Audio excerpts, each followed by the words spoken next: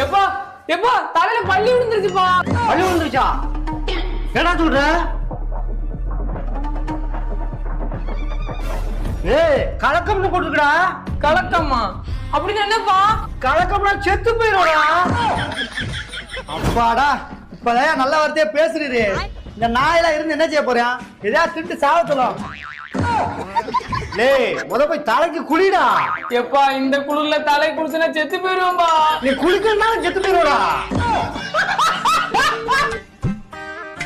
இங்க பாரு உங்க அம்மா சாம்பார்ல கருவாடை போட்டுருக்கா. மாமா கொஞ்சம் குழம்பு ஊத்திக்கிறேன் மாமா. ஊத்திக்க மாப்ள உடம்போதான் மிச்சம்.